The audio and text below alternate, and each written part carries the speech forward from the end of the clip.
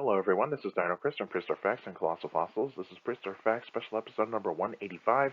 We're going to be talking about a dinosaur that will be in the upcoming Jurassic World Dominion movie, and it's a carnivorous dinosaur, and that dinosaur is Pyroraptor. And so this is an artist rendition of what Pyroraptor possibly looked like. Now, there is going to be some differences between the movie version and the actual version based on the fossil record and some artist renditions, but that it remains to be seen. So let's actually get to the information. Some information about Pyroraptor. The name means fire thief in Greek or Latin. Length is unknown, height is unknown, weight is unknown. It lived 70.6 million years ago in the late Cretaceous period. Fossils are found in France and Spain. Excuse me for doing this here. That should be just France in here. But yeah, France and Spain. And the fossil in the name and was described by Alain and Tokay in 2000, the year 2000. So right in the new millennium. And so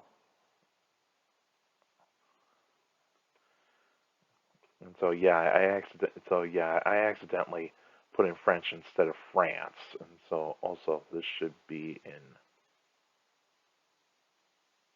A here too. So sorry about that, guys. Kind of got a little caught up in the typing here, but that's okay. But so yeah, France and Spain, the fossils were found. So fossils are found in France and Spain, so kind of like right in this border area around over here. So like in the southern part of France and the northern part of Spain, like on the border right over here of France and Spain. And here's a size chart right here of Pyroraptor compared to a house cat. So Pyroraptor would actually be kind of small. And this is based in right down here, the skeleton of Pyroraptor. This is from the holotype specimen. So here we do not find a lot of Pyroraptor here. We got a few limb bones. We got claws from the second digits. We got one vertebrae, and we got a few teeth.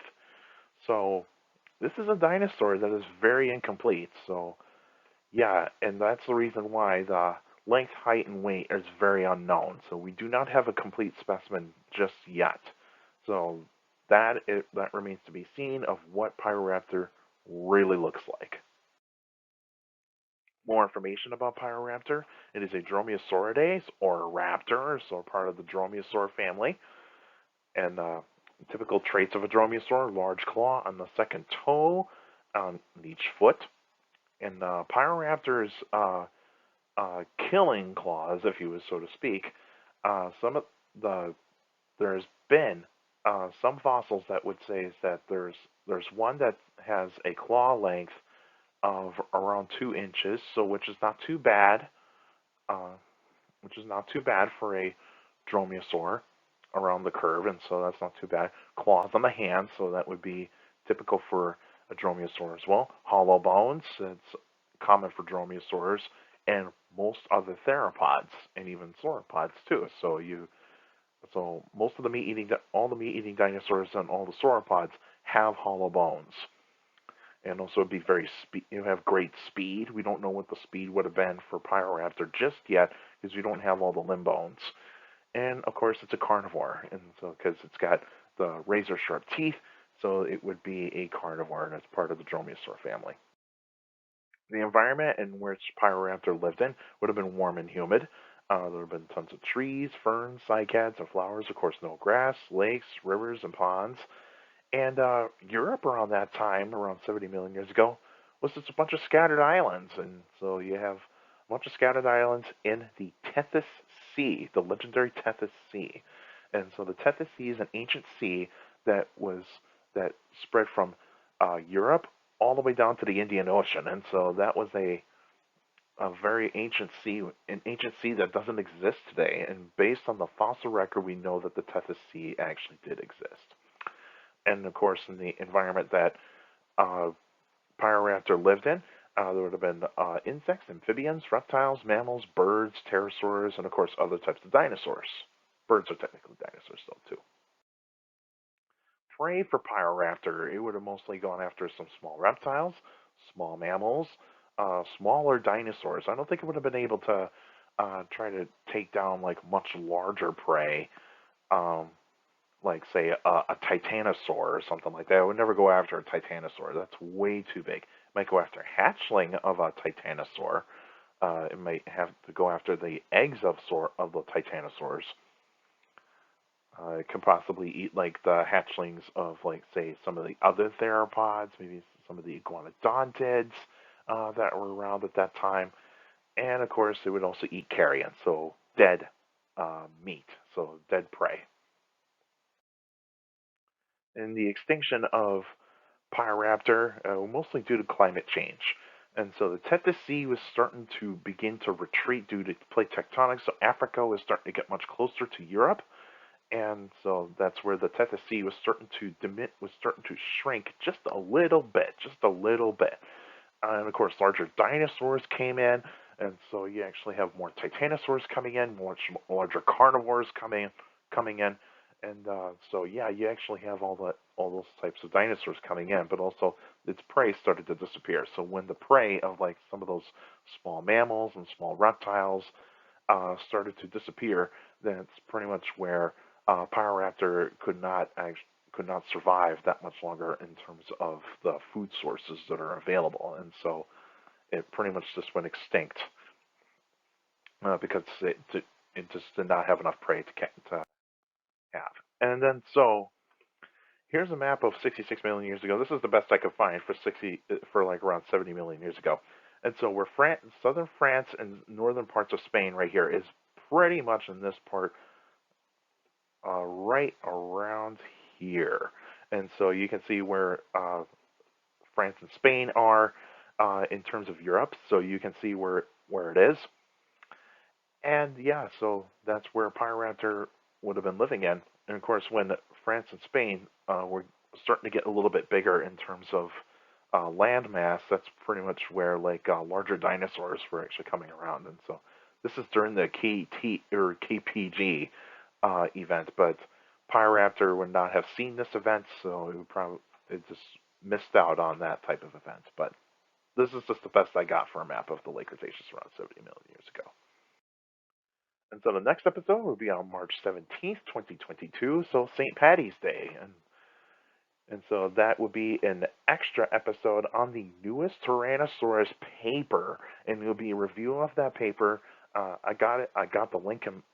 I have the link so that way I can look at the paper thoroughly. I will not show it in the review because the authors of the paper would recommend you pay for a copy of the paper, and so yeah, that's the thing about this is that I would have to pay to get this paper.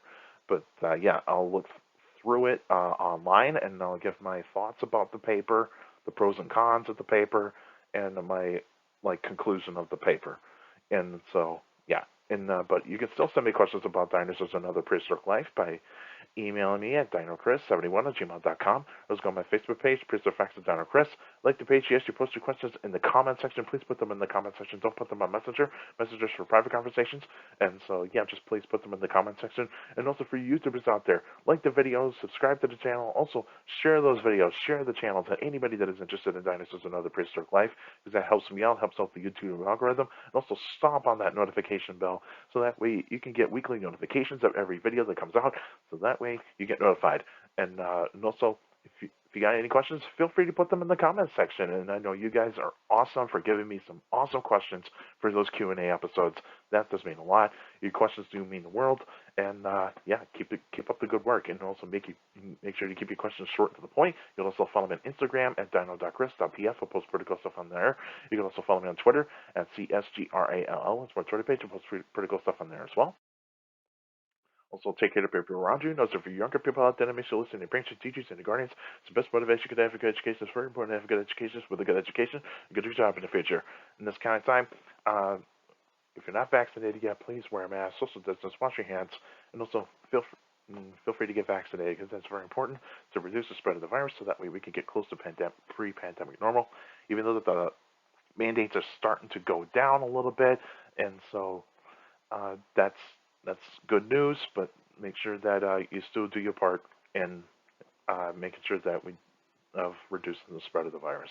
And also, feel free to check out Colossal Fossils, and I'll put a link in the description down below. And so, like you guys know, we're an educational nonprofit here in Wisconsin, and mostly in central Wisconsin. We travel all over Wisconsin to any like libraries, schools, events that would have us over to teach people about prehistoric life, and that is what we do. And if you want to go, if you want to help donate, please go to the donate tab. You can donate as much as you want, so that way we can actually get some pretty cool stuff for our collection, and hopefully we could get a new space at some point for our museum. That way that some people that people can come over and check our museum out. And we got some really neat stuff. And so yeah, feel free to do so. It means the world a lot and to me because I love this organization and keep up the. And I know you guys appreciate me doing what I need to do to keep doing this channel and also keep my love for paleontology going. And I like it, and I love teaching you guys and also other people about prehistoric life, and I love it. That's it for now, and I'll see you guys next time.